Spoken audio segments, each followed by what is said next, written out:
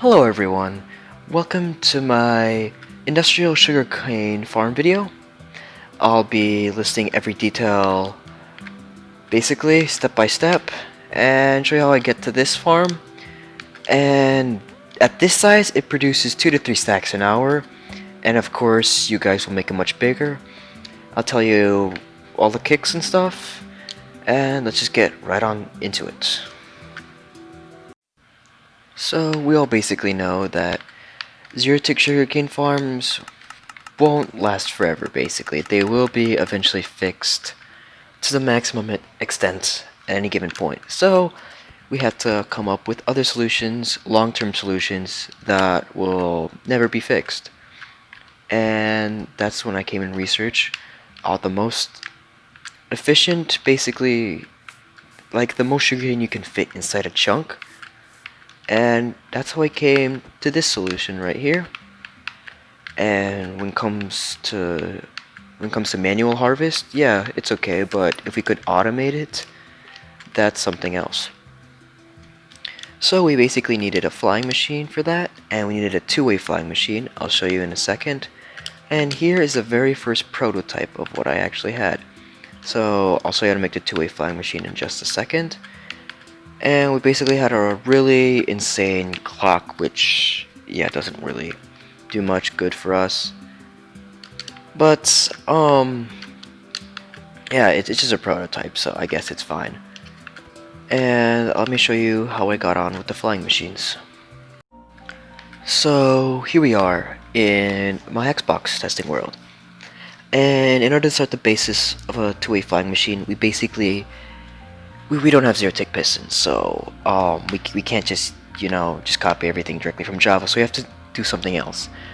And one thing we had to do was put both pistons on, both sticky and regular, as I have in here, and this is the most compact I was able to make it. And second, we need a return station for that. And this is the first one, basically. I removed the detection, I don't know why, but... And once I got that, here was it. This was the very first, well, at least for me, my very first two-way flying machine with returnable stations. But these had a lot of redstone and was, if you build multiple of these, it would be not lag friendly. I don't know why that's like that, but here I basically made it so it's a world eater, so it will dispense TNT out. And that's the reason why I built this in the first place, but now we can use this for a sugarcane farm.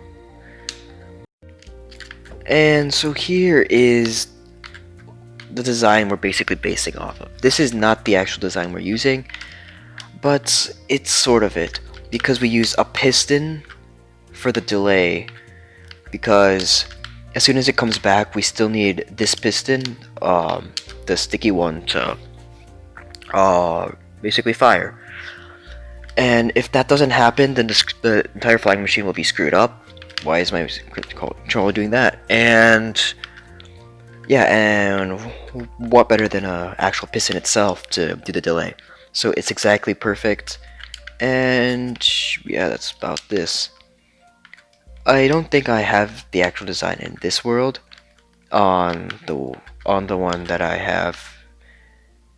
But yeah, I don't have it here, but I'll show you how to make it anyways. So basically, this is how you make the flying machine, and it's most compactness, well, not compactness, but basically the arms to the maximum extent. So the first side, this I actually remove these. So it goes regular on top and then sticky on the bottom, and then it's out the opposite for your sticky on top and the regular on the bottom. And then the return stations are something else, though. We gotta do something else about that. I do not have it in my inventory. I'll just get them really quickly. So you need some building blocks for this and a non-movable block, which I'll just use obsidian for now. The obsidian will go here, and this observer will go here. And basically, what it will do, it'll trigger this sticky piston, which will have a shape like this on the top. And on the top of these observers, we're going to have pistons like this. Both of them. So I'm gonna block some right here. We're just gonna have observers on these parts of the slime blocks. Oops, not there. And since it's gonna be the first part, we're gonna have a redstone torch under here, which I don't have either. So let me just get that quick. How high did I get a lever? And that's our base for the flying machine. The other return station is literally the exact same thing, but with, of course, sticky pistons. And let me just build that up really quickly. And this is literally the exact same thing for the other side, but of course, these both observers will be both on the same Y level. This is on Y level 9, and this will also be on Y level 9, right here. But the placement of the obsidian has to be on a different side, or else the observer will be carried, and I don't think you want a push limit, to happen, because this is push limit right here. And it's a return station, and I'll just demonstrate it to you. We just turn off this piston, and there we go, we have our flying machine.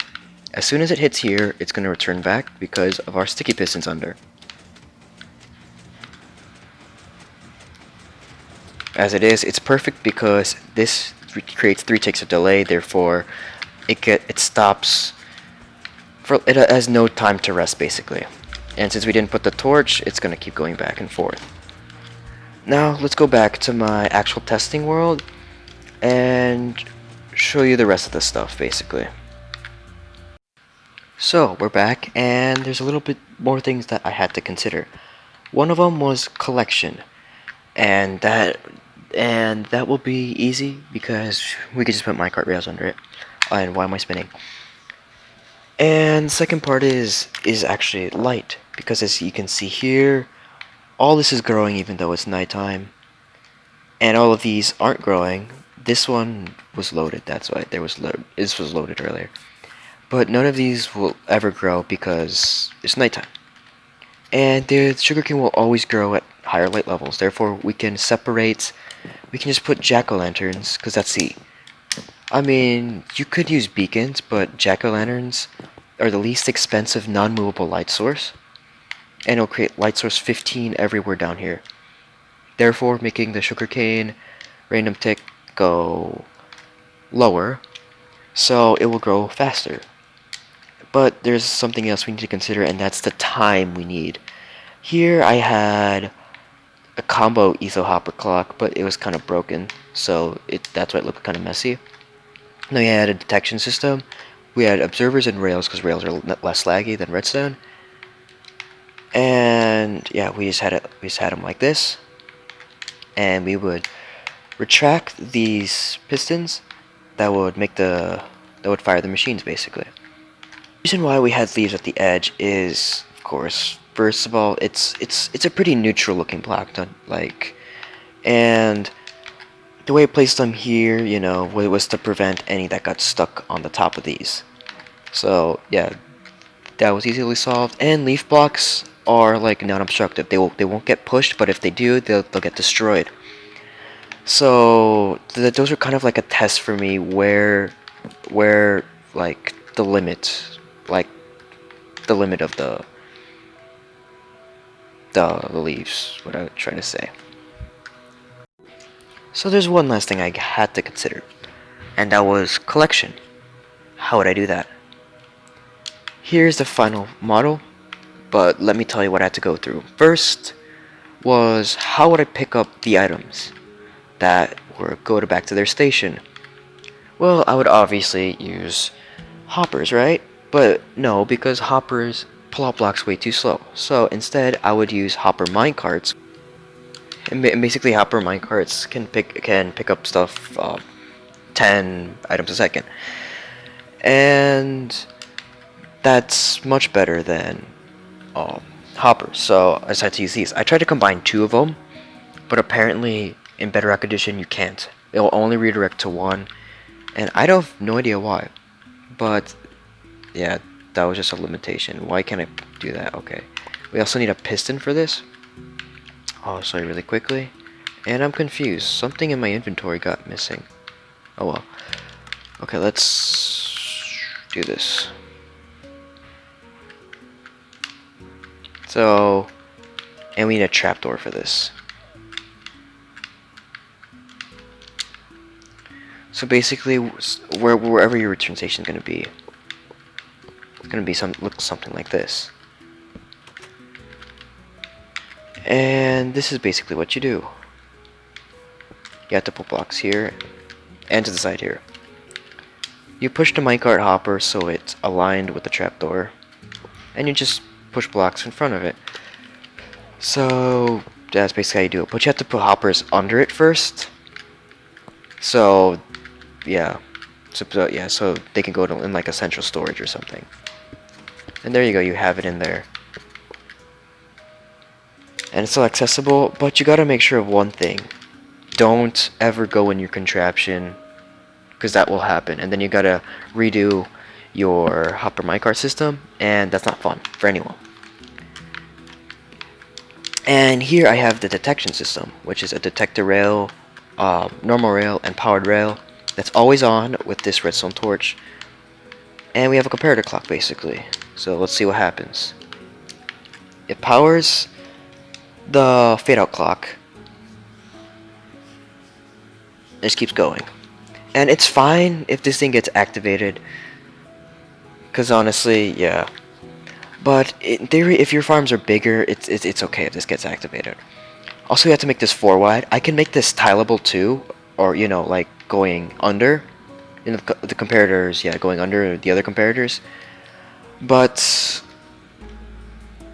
yeah, it's just it's gonna be too.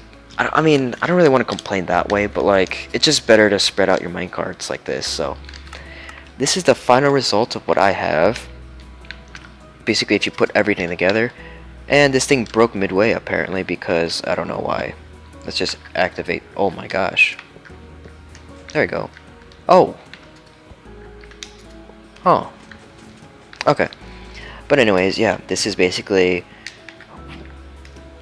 a really small model of what you guys would have basically.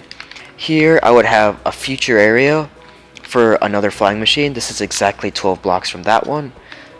And here is the last part of it. I needed to figure out when to activate the flying machines. So here I just had a simple, this one's a day on, and this one's a night on. And I basically just put this one into this, and whenever this basically activates, it turns on the observer every 10 minutes. So this thing fires every 10 minutes though. And that's only for like barely an hour of AFK. And I just had this water system just, you know, cycling through just in case if I wanted to expand this farm and items were flying in too fast. And under here, we basically spaced out the powered rails. Oof. And we spaced them out as a jack-o'-lanterns. And under these jack-o'-lanterns, we basically had slabs. We had slabs and then water, so the water will never flow out of there. The jack-o'-lanterns on the outside were basically empty spaces here. So we just wanted to save space, so therefore that. And any jack-o'-lantern on any outside, you know, this way or something, why did I do that? Basically they have a stair instead, because stairs are more efficient that way. And yeah. Also over here, this is also just a suggestion. Here I have a water stream that has droppers. Yeah, smart droppers, I guess you call them, automatic droppers. And if you want to do something like I did here, you must make sure that they're out of the slime block range, because that's how. Yeah, these are pretty sensitive, so you gotta make sure these have direct, you know, to the sun. And these activator rails here, so I think that's about it for this farm. So, in long terms, basically, this thing will actually do you better than a Zero-Tick sugarcane farm. Because the bigger you make these, the better it'll be. And you'll be filthy rich with this stuff. Like, industrial sugarcane farms compared to Zero-Tick sugarcane farms are just way better and a long-term solution. So I hope you guys build these stuff because in the future your Zyrtec sugarcane farms will be broken and you'll be having to cry back to me for these. I explained everything in thorough, I hope. If you need me to have a second video to explain it, feel free to ask in the comments. And thank you guys for watching. Like and subscribe. I'm JSD, and I'll see you in the next video. Goodbye.